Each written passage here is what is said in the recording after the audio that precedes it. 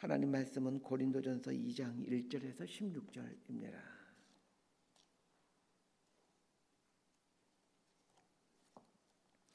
고린도전서 2장 1절에서 16절까지 말씀 번갈아 가며 읽습니다. 제가 먼저 읽겠습니다.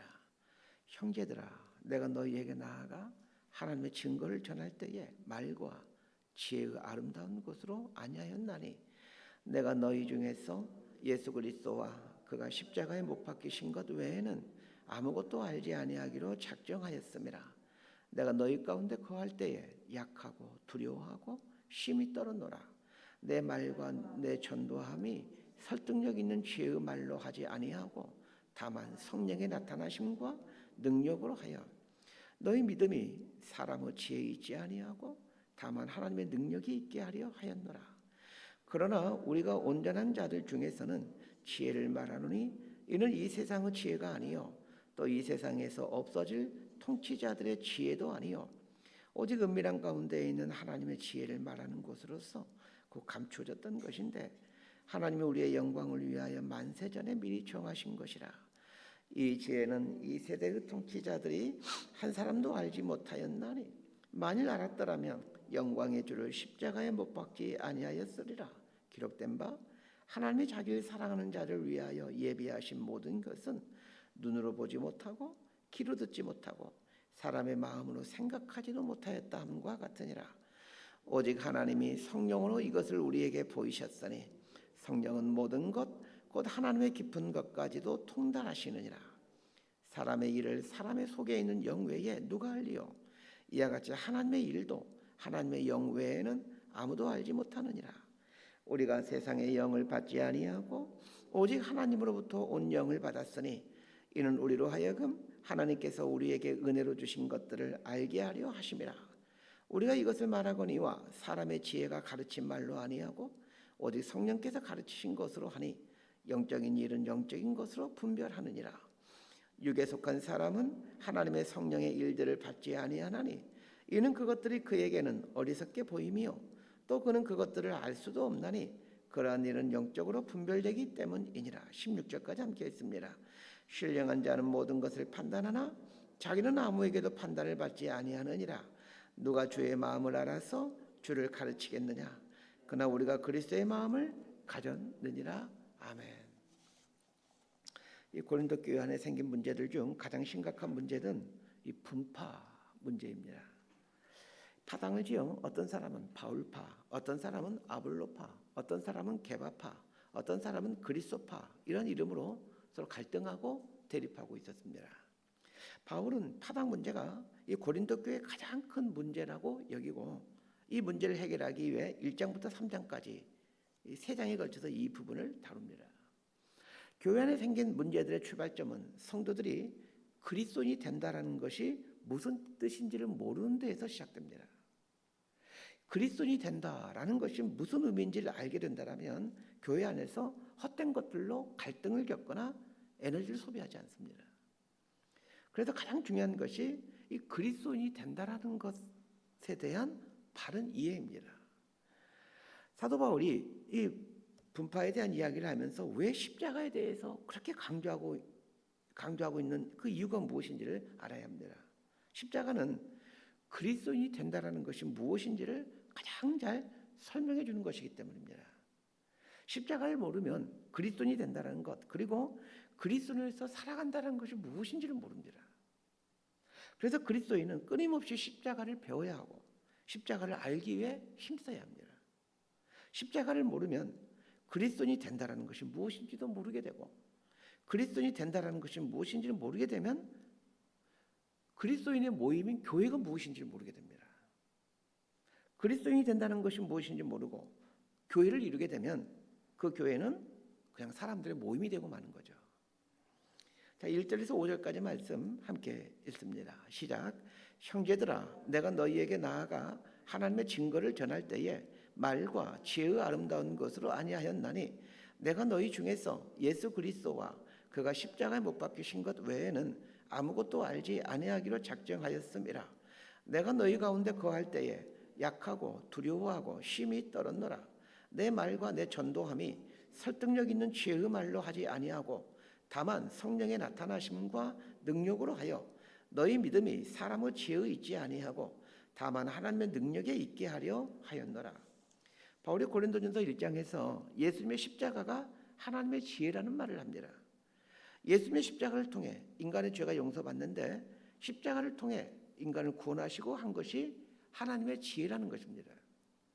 십자가를 통해서만이 인간이 구원받을 수 있기에 바울은 예수님의 십자가만 증거하였다라고 말을 합니다. 1절에 보면 형제들아 내가 너희에게 나아가 하나님의 증거를 전할 때에 말과 지혜의 아름다운 것으로 아니하였나니 이렇게 말하고 있습니다. 고린도에 오기 직전에 말씀을 전했던 곳이 아테네입니다. 사도행전 18장부터 이 고린도에서의 사역한 내용이 등장하게 되는데 18장 바로 전인 17장에서 이 아테네에서 성경식이 이루어가면 아덴에서 사역하는 내용을 다루고 있습니다. 어제도 말씀드렸지만 이 아테네는 철학의 도시입니다. 소크라테스, 플라톤, 아리스토텔레스와 같은 유명한 철학자들이 활동하던 곳이 아테네입니다. 이런 철학자들의 영향으로 아테네는 어느 도시보다도 철학과 지식이 발달한 곳이었습니다. 그래서 바울은 아테네에서 원색적인 그리스도의 십자가를 전하기보다는 이 복음을 철학적으로 접근해서 전합니다. 바울도 철학이라면 꽤 수준 있는 사람이었기 때문입니다. 사도행전 17장에 보면 바울이 이 아테네에서 행한 설교가 등장합니다.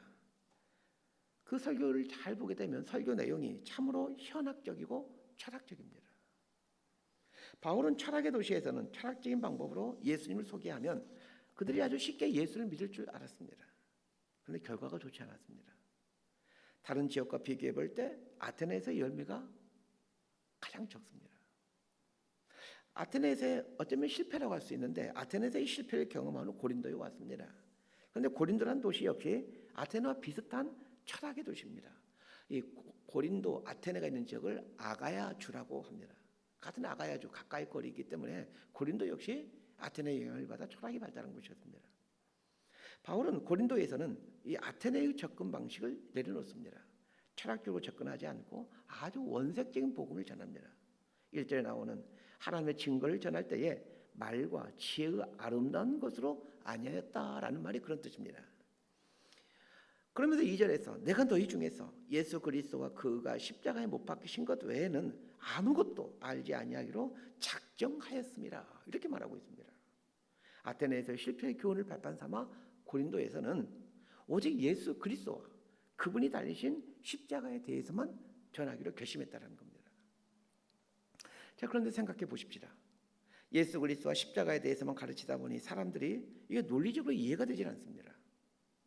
사람의 생각으로는 하나님의 아들이신 예수님이 십자가에 달려 죽으셨다? 이것은 결코 받아들일 수가 없는 논리입니다. 하나님의 아들이라면서 십자가에 달려 죽는다? 이거는 사람의 상식에서는 받아들일 수가 없습니다. 아무리 논리적으로 설명을 잘한다 한들 이걸 받아들일 수 있는 사람이 많지가 않습니다.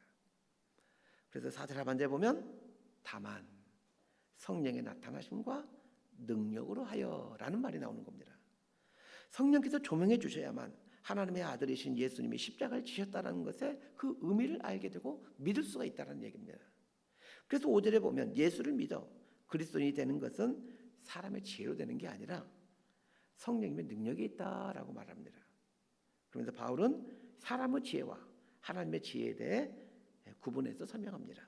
자, 6절에서 9절까지 말씀 함께 봅니다. 시작.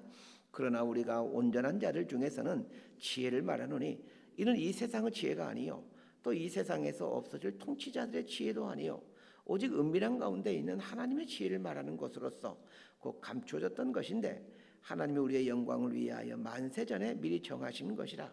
이 지혜는 이 세대의 통치자들이 한 사람도 알지 못하였나니 만일 알았더라면 영광의 주를 십자가에 못 박지 아니하였으리라. 기록된 바 하나님이 자기를 사랑하는 자들 위하여 예비하신 모든 것은 눈으로 보지 못하고 귀로 듣지 못하고 사람의 마음으로 생각하지도 못하였다 함과 같으니라. 예수님과 예수님의 십자가는 하나님의 지혜입니다. 그러기에 도저히 인간은 예수님에 대해 그리고 예수님이 지신 십자가의 의미를 알 수가 없습니다. 만약 십자가를 인간의 지혜로 깨달을 수가 있다면 사람들이 예수님의 십자가에 못 박지 않았을 것이라고 말합니다. 사람들이 이 십자가의 지혜를 모르기 때문에, 하나님의 지혜를 모르기 때문에 예수님의 십자가에 못 박는 겁니다. 예수님이 하나님의 본체이신데 어떻게 하나님의 본체이신 예수님을 십자가에 못 박아 죽이겠습니까? 예수님이 하나님의 지혜라는 것을 모르기 때문에 십자가에 못 박아 죽이는 거죠. 자, 그런 면에서 예수님의 십자가를 통해 죄 용서받고 예수님만이 나를 구원할 수 있는 하나님이라는 것을 믿는 것은 사람의 지혜에서 나온 것이 아니라 성령께서 알려주신 것입니다. 그리스도인이 되었다는 것이 이런 의미입니다. 내 지혜에서 깨달은 것이 아니라 내 머리가 하나님의 아들 예수를 믿고 그 예수님이 십자가 달려 죽으심의 그 의미를 내 머리로 깨닫게 되었다면 그는 깨달을 수가 없는 겁니다. 하나님의 영이신 성령님께서 예수님과 예수님의 십자가를 깨닫게 하심으로 내가 그리스도인이 된 것입니다. 자, 10절에서 16절까지 조금 길지만 함께 보겠습니다. 시작. 오직 하나님이 성령으로 이것을 우리에게 보이셨으니 성령은 모든 것 곧 하나님의 깊은 것까지도 통달하시느니라. 사람의 일을 사람의 속에 있는 영 외에 누가 알리요? 이와 같이 하나님의 일도 하나님의 영 외에는 아무도 알지 못하느니라. 우리가 세상의 영을 받지 아니하고 오직 하나님으로부터 온 영을 받았으니 이는 우리로 하여금 하나님께서 우리에게 은혜로 주신 것들을 알게 하려 하심이라. 우리가 이것을 말하거니와 사람의 지혜가 가르친 말로 아니하고 오직 성령께서 가르치신 것으로 하니 영적인 일은 영적인 것으로 분별하느니라. 육에 속한 사람은 하나님의 성령의 일들을 받지 아니하나니 이는 그것들이 그에게는 어리석게 보이며 또 그는 그것들을 알 수도 없나니 그러한 일은 영적으로 분별되기 때문이라. 신령한 자는 모든 것을 판단하나 자기는 아무에게도 판단을 받지 아니하느니라. 누가 주의 마음을 알아서 주를 가르치겠느냐? 그러나 우리가 그리스도의 마음을 가졌느니라. 예수님이 십자가에 달리심으로 인간의 죄가 용서받게 된다는 것, 그리고 그 예수님을 믿을 때만이 하나님의 자녀가 될 수 있다는 것은 성령께서 알려주셔야만 가능합니다. 그렇다면 예수님이 하나님의 아들이시라는 것, 그리고 예수님이 지신 십자가가 우리를 구원할 수 있다는 것의 의미를 알고 있고 또 믿고 있다면 그건 우리 안에 성령님이 계시다라는 분명한 증거가 됩니다.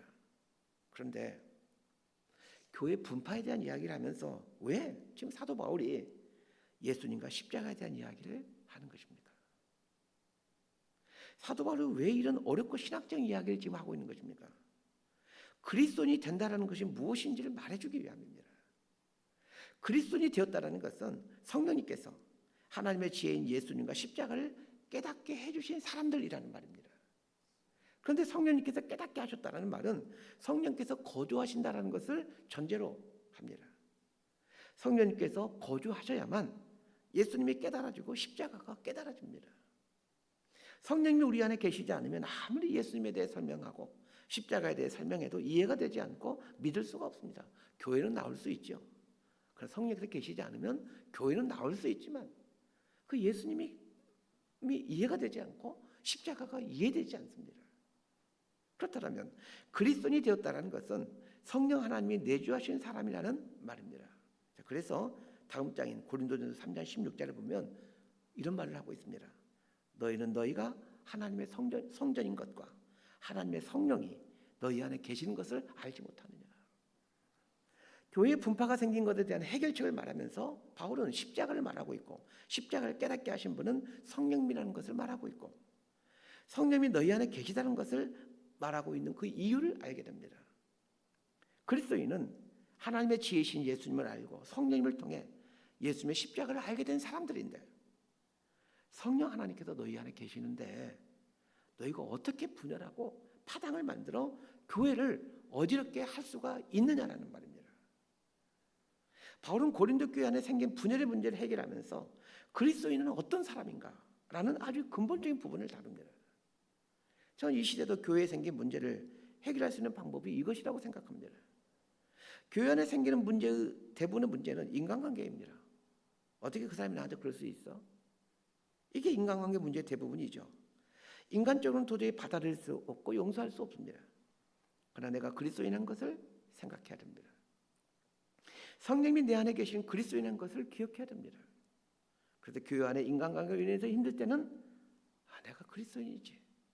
내 안에 성령 하나님이 계시지 생각하면서 그리스도인이 되었다는 것의 의미를 되새겨야 합니다. 14절에 보면 이렇게 말하고 있습니다. 육에 속한 사람은 하나님의 성령의 일들을 받지 아니하나니 이는 그것들이 그에게는 어리석게 보이며 또 그는 그것들을 알 수도 없다니. 성령님이 내주하신 그리스도인은 성령님의 음성을 듣고 그 음성에 순종하며 살아갑니다. 그러나 성령님으로 인해 예수님과 십자가에 대해 깨닫고 그리스도인이 되었지만 계속해서 이 성령님의 비추어 주심과 말씀하심 속에서 살지 않으면 점점 육에 속한 사람으로 살아가게 됩니다. 그래서 갈라디아서 3장 3절에 보면 이런 말이 나옵니다. 너희가 이같이 어리석으냐 성령으로 시작하였다가 이제는 육체로 마치겠느냐. 이게 무슨 말입니까? 성령님이 통해서 예수님과 십자가에 대해서 깨닫게 돼요. 그리스도인이 되었지만 육체로 마친다는 거예요. 성령님께서 예수님과 십자가에 대해 깨닫게 하시기 위해서는 반드시 성령님이 내주하셔야만 합니다. 그런데 성령께서 분명히 내주했는데 왜 육체로 마치느냐는 걸까요? 계속해서 성령님의 비추심과 인도하심을 따르지 않게 될 때 육체로 생을 마치게 됩니다. 고린도 교회 성도들이 그래야 했습니다. 바울이 예수님을 증거할 때 성령님께서 고린도 교회 성도들에게 예수님과 십자가에 대해서 깨닫게 해주셨습니다. 그들은 바울이 떠난 이후에서 계속하여 성령님의 비추심 속에서, 신학적인 용어로는 성령님의 조명하심 속에서 인도함을 받아야만 했습니다. 그러나 그들은 그렇게 하지 않았습니다. 인간적이고 세상적인 눈으로 신앙생활을 이해하고 교회를 봅니다. 누가 더 높냐?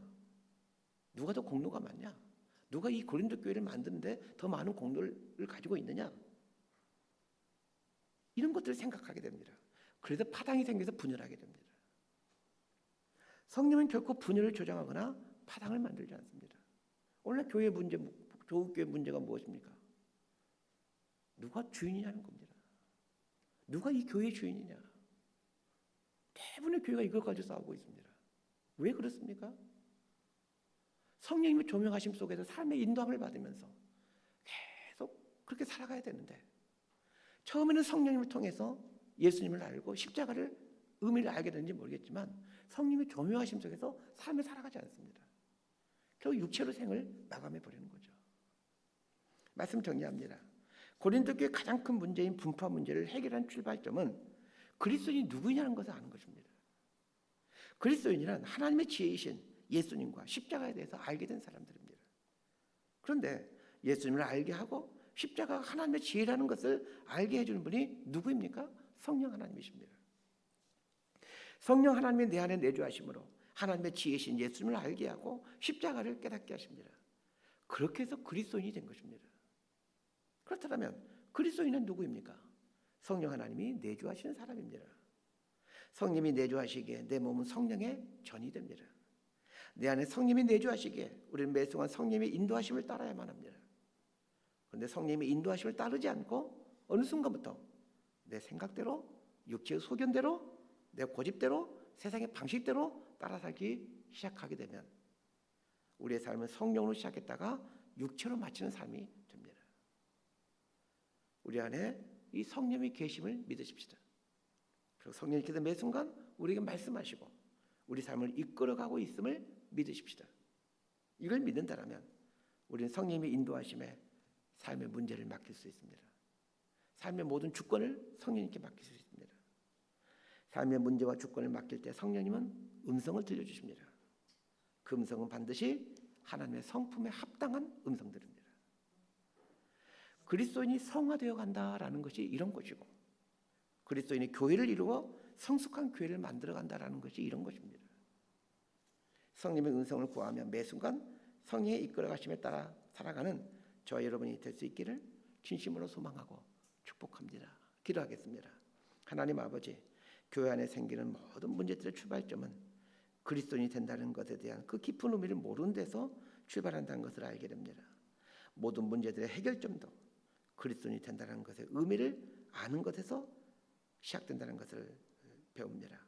하나님의 본체이신 예수님이 이 땅에 오신 것, 오셔서 십자가에 달려 죽으신 것이 나를 구원하기 위한 하나님의 지혜임을 성령님께서 내주하심으로 깨닫게 해주셨습니다.